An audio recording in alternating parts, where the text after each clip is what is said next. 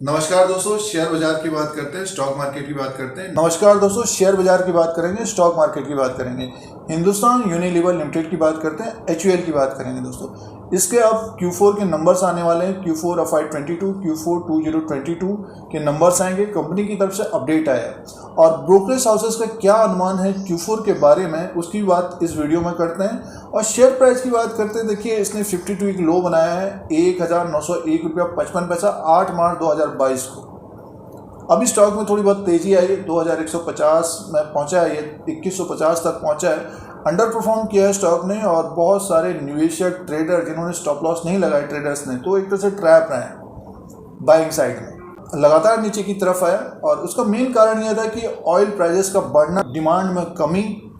तो Q4 के नतीजे आने वाले दोस्तों अब देखना पड़ेगा कि नेट सेल्स कितना बढ़ के आता है क्वार्टर एंड क्वार्टर के हिसाब से, और सालाना कितना बढ़ता है उसको देखना पड़ेगा। और स्पेशली नेट प्रॉफिट क्या रहता है उसको देखना पड़ेगा, क्योंकि एक्सपेंसेस बढ़ सकते हैं। तो Q4 का रिजल्ट इंपॉर्टेंट रहेगा निवेशकों के लिए भी और ट्रेडर्स के लिए भी। और जो Q4 के नतीजे आ रहे हैं, Q4 FY22 के जो नतीजे आ रहे हैं 27 अप्रैल 2022 को आ रहे हैं। जो अपडेट आया है डिविडेंड और financial result 27 April 2022, Hindustan Unilever Limited has informed the exchange about board meeting to be held on 27 April 2022 to consider audit standalone and consolidated financial result for the quarter and year ended 31 March 2022 and recommendation of final dividend। और ये dividend दोस्तों record के अनुसार, अगर हम history देखें, पिछले साल 17 रुपीज़ था, तो प्लस भी हो सकता है।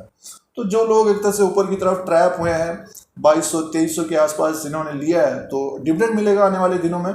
और 27 अप्रैल 2022 इंपॉर्टेंट डे रहेगा हिंदुस्तान यूनिलीवर लिमिटेड के लिए दोस्तों।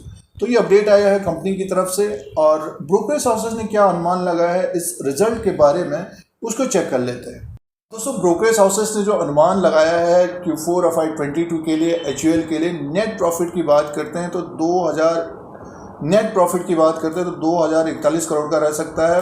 और ये डाउन रह सकता है, 4.7% सालाना कम रह सकता है ईयर ऑन ईयर के हिसाब से, और 9% क्वार्टर एंड क्वार्टर के हिसाब से कम रह सकता है। 9% की कमी रह सकती है नेट प्रॉफिट में। 2041 करोड़ का रह सकता है दोस्तों नेट प्रॉफिट। और नेट सेल्स की बात करते हैं तो देखिए, जो अनुमान है ब्रोकरेज हाउसेस का 13,185 करोड़ का रह सकता है दोस्तों।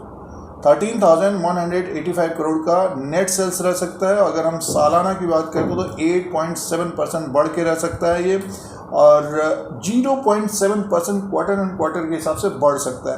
तो नेट सेल्स में बढ़ोतरी हो सकती है सालाना। और नेट प्रॉफिट की बात करते हैं 2041 करोड़, सालाना भी कम रह सकता है, और क्वार्टर एंड क्वार्टर के हिसाब से 9% की कमी रह सकती है। ये ब्रोकरेज हाउसेस का अनुमान है। तो EBITDA की बात जो इन्होंने बताई है 3,128 करोड़ का रह सकता है, क्वार्टर एंड क्वार्टर के हिसाब से डाउन रह सकता है 4.6%, और 5.8% सालाना बढ़ के रह सकता है। तो ये ब्रोकरेज हाउसेस का जो अनुमान है, नेट प्रॉफिट में कमी पेशी रह सकती है, और जो नेट सेल्स है वो एक तरह से बढ़ के रह सकते हैं दोस्तों। 13,185 करोड़ का नेट सेल्स रह सकता है, और नेट प्रॉफिट 2,041 करोड़ का रह सकता है। क्वार्टर एंड क्वार्टर के हिसाब से 9% की कमी हो सकती है। इससे बढ़कर नेट प्रॉफिट आता है और नेट सेल्स भी बढ़ के आता है, तो स्टॉक अच्छा करता हुआ नजर आएगा दोस्तों। तो ये ब्रोकरेज हाउसेस का अनुमान है रिजल्ट से पहले। दोस्तों, शेयर प्राइस के अनुसार बात करते हैं तो देखिए, इसका जो 52 वीक लो बना है 1,901 रुपया बना है।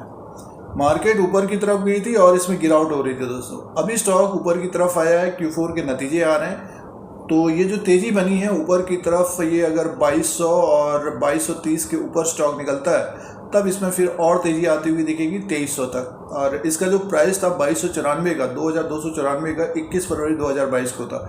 इसके ऊपर क्लोजिंग होगी तब इसमें फिर थोड़ी बहुत और तेज़ी आती हुई दिखेगी। अंडर परफॉर्म किया स्टॉक ने। जैसे जैसे स्टॉक ऊपर की तरफ जाएगा तो दबाव आएगा दोस्तों, इसमें मुनाफा वसूली आती हुई दिखेगी, क्योंकि जो लोग ट्रैप हुए हैं वो निकलना चाहेंगे।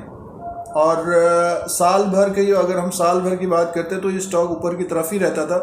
2300 के आसपास, 2250 के आसपास आता था, ऊपर की तरफ 2500 तक जा रहा था, और उसके बाद 2,859 तक गया है। उसके बाद देखिए सीधे से गिरावटी आई है इसमें, तो अंडर परफॉर्म किया है स्टॉक ने। तो आने वाले दिनों में भी इसी तरह का रह सकता है, एक रेंज में कारोबार कर सकता है ये। और सबसे बड़ी बात यह है कि अगर कोई भी स्टॉक 52 वीक लो बनाता है और मार्केट ऊपर की तरफ हो तो स्टॉक को बढ़ने में काफ़ी समय लग सकता है दोस्तों।